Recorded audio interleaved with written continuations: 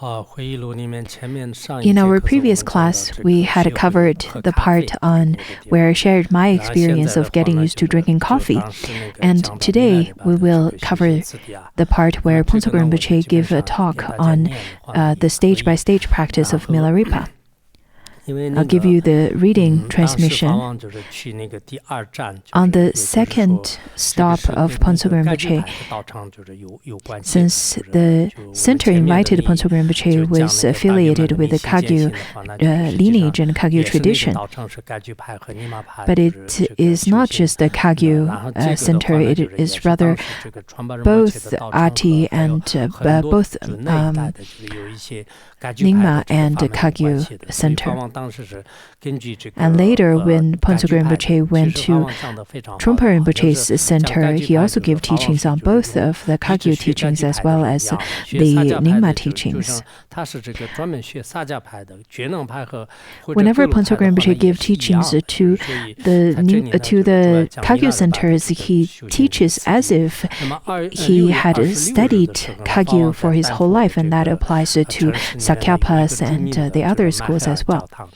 On the 27th of June, Yijin Norbu Phuntsog Rinpoche gave a teaching revolving around the Kagyu lineage at the very well-known Mill High Church in Lakewood, Colorado, for the Vajradhatu community as well as many non-Buddhists. And he said that the Tathagata Arhata mission, one perfect in illumination and conduct, knower of the world, the supreme tamer of men, teacher of the devas, the humans, Bhagavat, Buddha, Dharmakirti Agara, to you I pay homage, to you I make offerings, in you I take refuge. Relying on the four great aspirations made by Buddha Dharmakirti Agara in the past, may his boundless wisdom, compassion, and power grant blessings, so I and all sentient beings may enjoy his fruition. Why did Phuntsog Rinpoche supplicate to Buddha Dharmakirti Agara during my class on the seven Tathagatas? I also give teachings on that. In fact, Phuntsog Rinpoche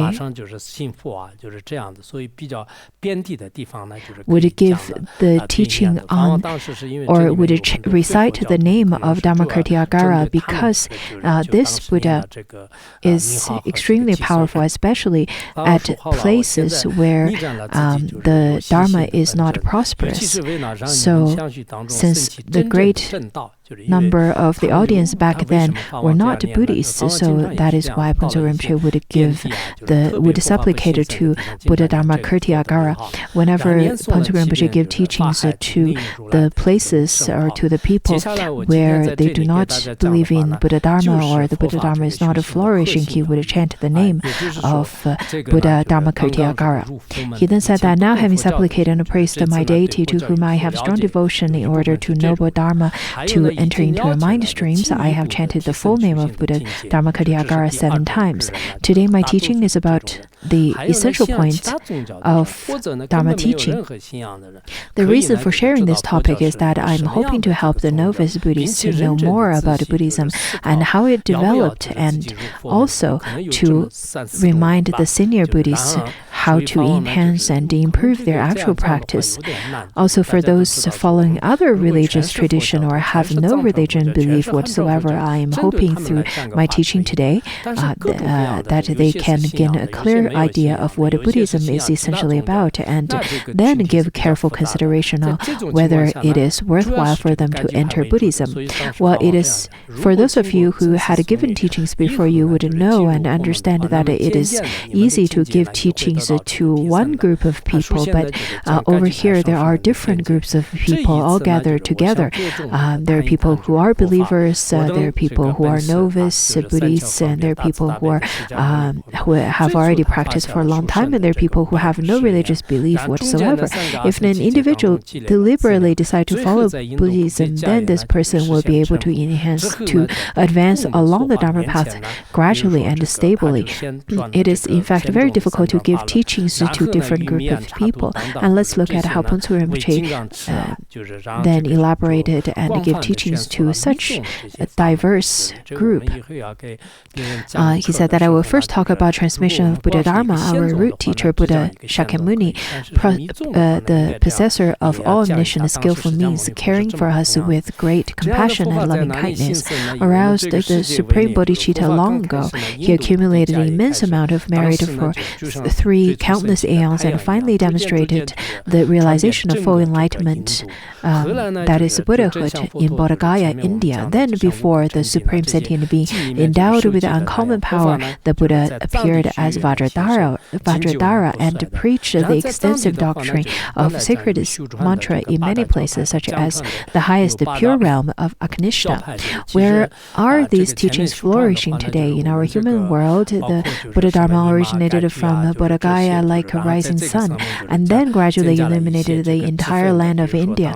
Later, as prophesied by Buddha himself, the Buddha Dharma was propagated in the snowy land of Tibet and has been thriving up there to the present time. In Tibet, there are 8 great lineages of attainment and 10 great lineages of study, and many of these Dharma transmissions are still remaining active in today's world. There are different kinds of lineages of attainment. The first one that thrived in Tibet is the earlier translation school of Kagyu, the early translation school that is called Nyingma, Kagyu Nyingma, and represented by Origin Dorje Chan or Padmasambhava, Vimalamitra, and other great masters. A few centuries later, an extraordinary person in the place called Lodrak generated a firm thought that a more complete system of Dharma teaching would be necessary in order to greatly benefit the follower of the new school. And this man is Marpa Lotsawa.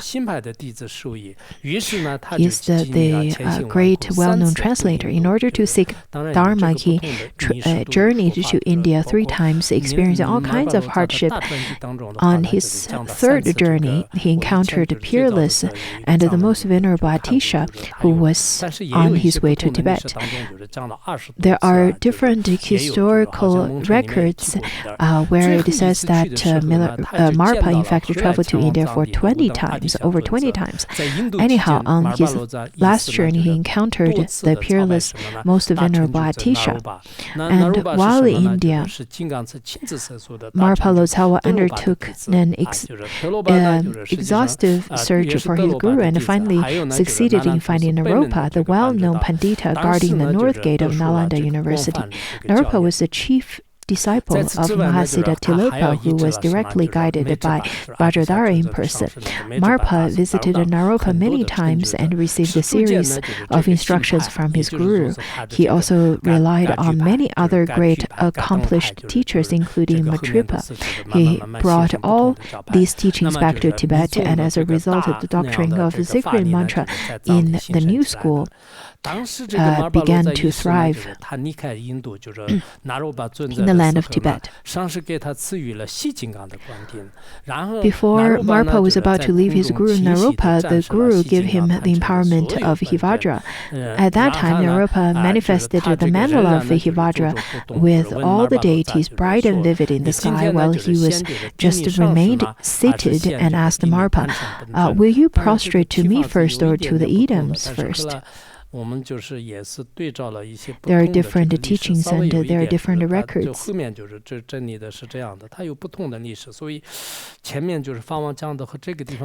Rinpoche, the way he expounded earlier, and this part is a little bit different, but we decided to keep this version. It says that Naropa thought to himself, I have received many teachings from the Lama, and today I want to receive the teachings directly from the yidam. So he told his teacher, I'd like to prostrate to the yidam. As soon as he finished his words, all the deities melted into light and dissolved into the guru's heart center. Then Marpa reflected, it seems like I've made a great mistake. All deities are indeed the manifestation of the guru, and other than the guru, there are no other yidams to supplicate. Therefore, it is the guru whom I should serve and respect. However, sadly, just now I've forgotten this, since I always consider the Guru greater than the yidam and keep visualizing Guru above my mind. Whenever meditating on the yidam, I probably did not destroy the auspicious interdependence too badly. I pray. 这个上面就是可能稍微就是我们这个法的这个前后的法本有一点点可能不同。I believe that there are a little bit of different versions, in a little bit of a difference in the two versions. The later version should be the final version, rather. The way Pontsuk Rinpoche expounded probably is a little bit different than the historical record, so there is a little bit of adjustment. And Naropa knew that Marpa was thinking. Naropa knew what Marpa was thinking, and through his miraculous power, he gave him a prophecy saying that since you chose the yidam instead of me, this damages the interdependent circumstances. Yet, given that you see the Guru as the main deity in daily practice, this indicates that your Dharma lineage will spread far and wide like the rising sun shining across the whole world. While in the historical record, in fact, there is another sentence saying that the lineage, since you destroy the interdependent circumstances, your teaching will wither just like the flowers of the fall. However, your lineage, your Dharma lineage, will spread far and wide like the rising sun shining across the whole world. That sentence of withering like the fall, like the autumn flower, is omitted due to certain circumstances. And then Marpa asked this Guru solemnly, I have 7 sons of my own blood, headed by Dharma-dode.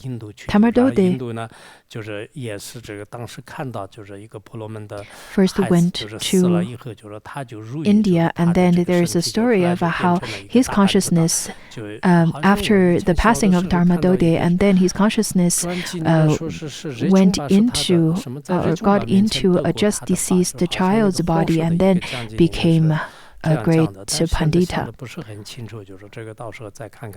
I have to look into that story again. Would you have any means by which my family lineage will never discontinue, so that my descendants would also be able to propagate the Dharma? Unfortunately, Naropa responded, the auspicious interdependence has already been destroyed, so I cannot restore it. If Marpa had created an auspicious interdependence, his family descendants would for sure have taken a more essential role than his lineage disciple in carrying through and propagating his teachings. And the Kagyu lineage would have prospered many hundred and thousands of times more so than today's situation. Therefore, it is crucial to view the teacher as the principal source of siddhi, and that deity is inseparable with the Guru, to whom one always showed deep faith, devotion, respect, and joy. Maybe we should stop here today. We should just use this opportunity to present this class today as an auspicious coincidence.